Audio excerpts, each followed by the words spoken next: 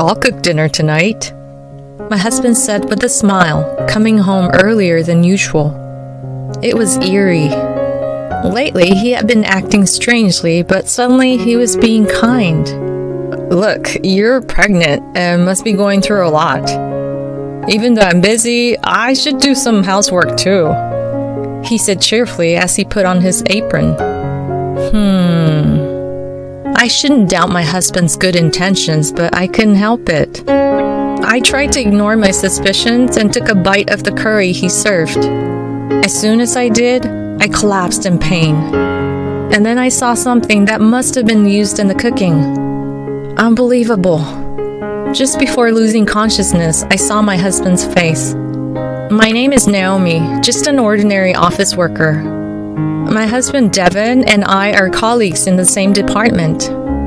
We started dating after bonding over common hobbies and got married 2 years ago. Well, I'll be going, he said, avoiding eye contact and seeming awkward. Will you be late tonight? I don't know, probably. As he left, I unconsciously put my hand on my belly. I'm 9-week pregnant. I've been on leave from work since the morning sickness got worse. I can still picture my husband's face when I told him about the pregnancy. He was overjoyed like a child with tears in his eyes as he hugged me, thanking me. I vividly remember us laughing together after accidentally knocking over a cup full of coffee when he stood up too quickly.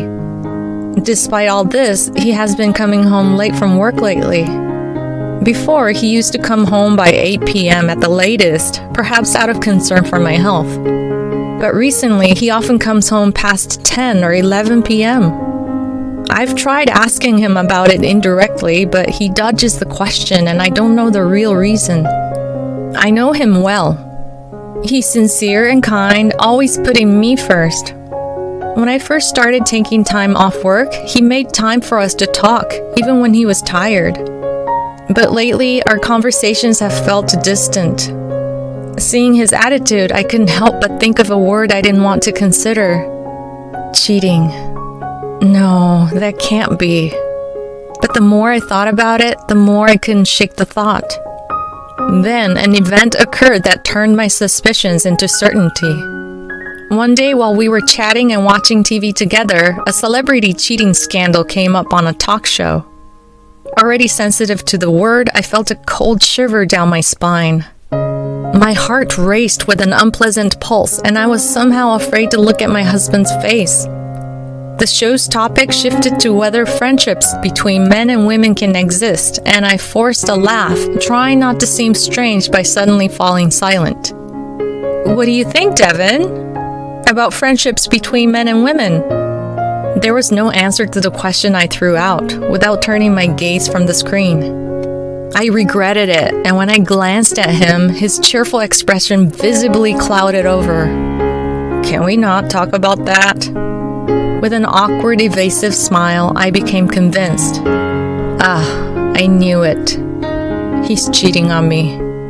From the day I had that conversation with my husband, I felt a heavy weight in my stomach. The morning sickness made my mood and physical condition even worse.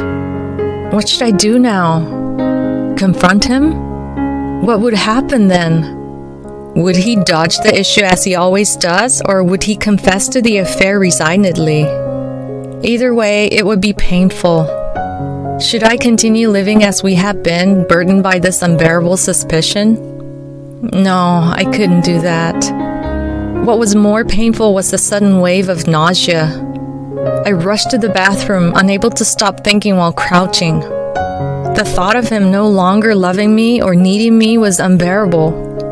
At that time, I heard the front door open. I hurried to the entrance and saw my husband taking off his shoes, apparently having rushed home. It was just past 7 p.m. When was the last time he came home this early? Welcome back. What's up? You're home pretty early tonight. Yeah, I really wanted to come home early today. He hurried down the hallway looking somewhat happy. Seeing his face like that for the first time in a while, I felt a little happy too.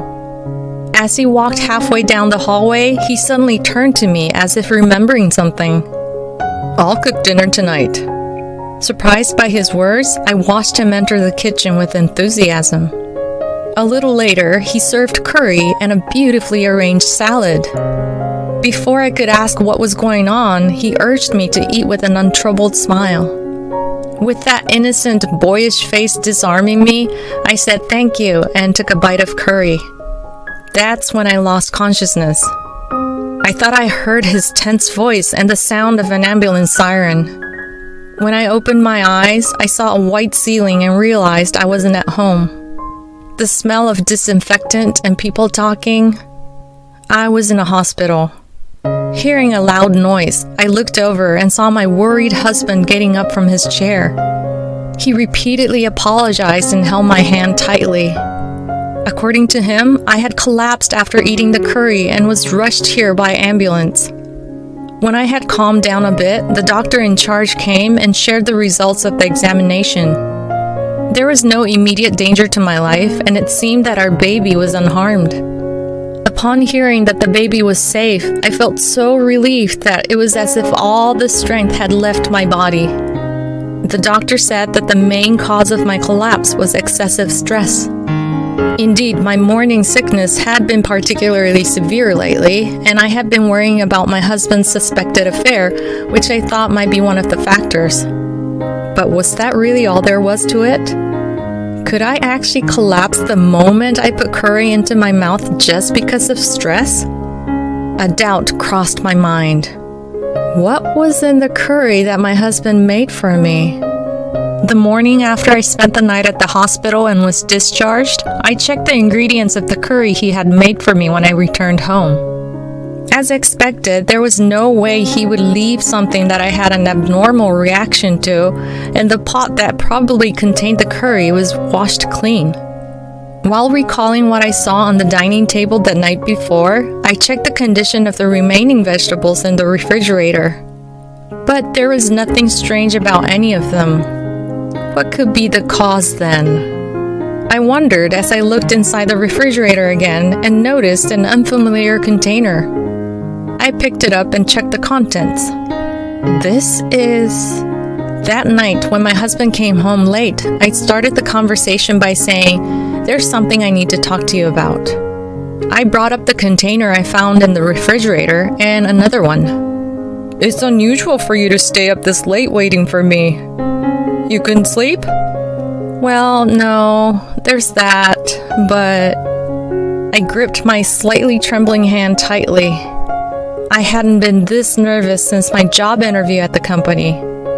Are you cheating on me?"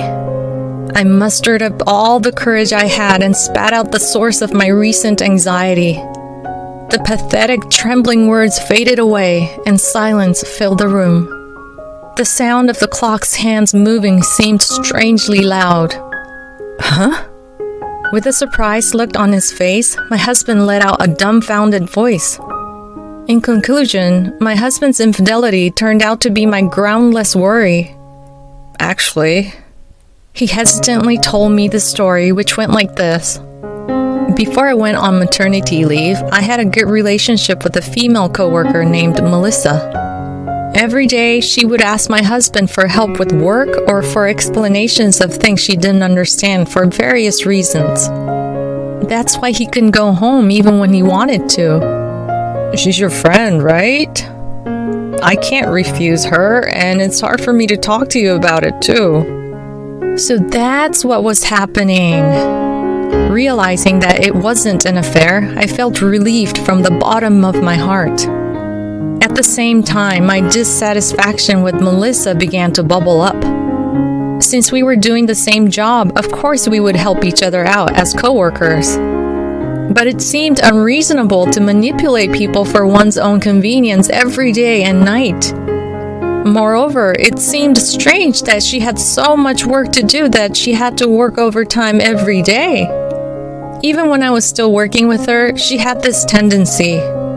At first, she would be relaxed, saying, "This is no big deal," but when the deadline approached, she would cry for help. Apparently, her attitude hasn't changed even now.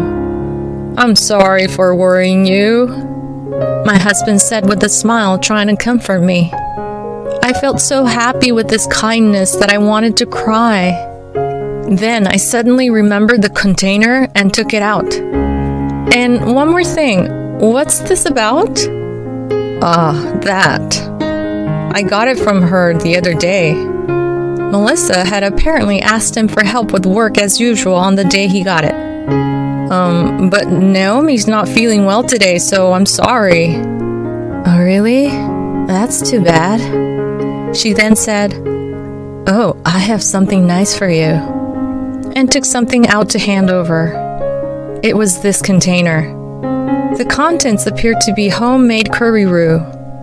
It's true, I have been surprised to hear that she was into organic products, disliking preservatives and sweeteners, and even making her own soap in addition to cooking and baking.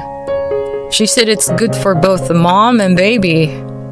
I'd be over the moon if I can help you, Naomi. Aw, honey. That's why he rushed home so quickly that day. I felt ashamed for suspecting infidelity. He cared so much for me, and we were able to confirm our bond and resolve the issue. However, I couldn't help but be concerned about the curry roux.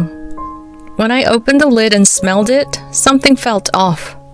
Of course, the scent can change depending on the spices used, but once I started worrying, I couldn't stop. So I decided to send it for an allergy test. A few days later, the allergy test results arrived. Melissa's attitude towards my husband and this curry roux made me certain of her intentions. Among the various numbers listed, there was one with abnormally high value: peanuts. I have had a peanut allergy since I was a child. I once ate peanuts as a child, and my throat swelled up so much that I had difficulty breathing, and I had to be taken to the hospital.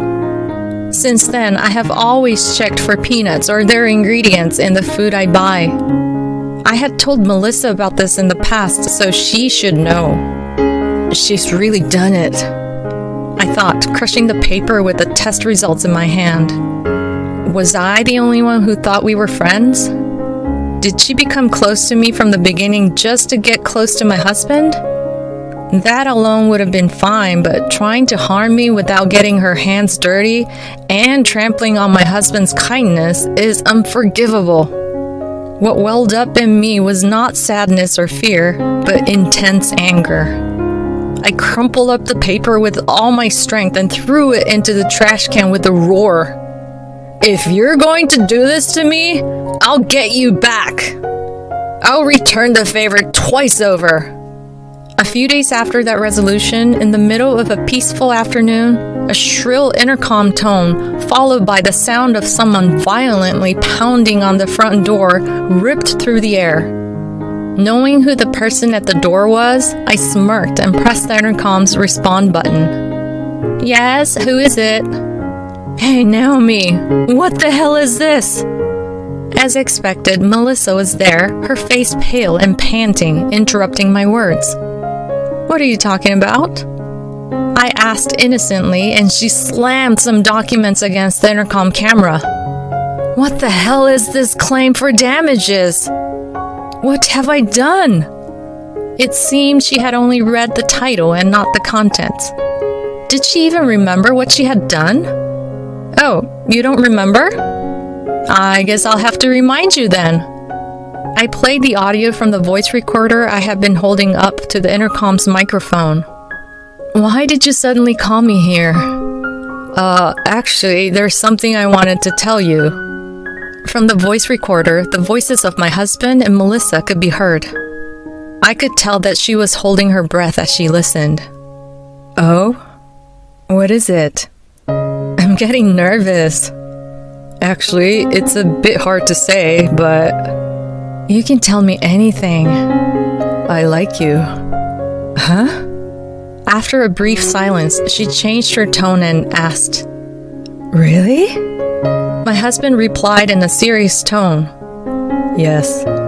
He somehow managed to say the lines we had thought up together, even though he sounded somewhat theatrical.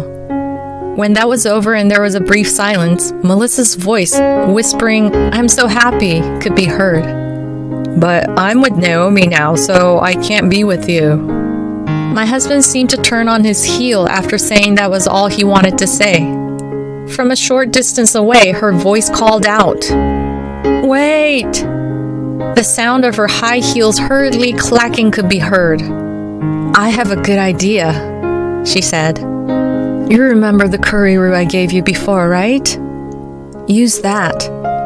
"I don't see what you're getting at. What do you mean?"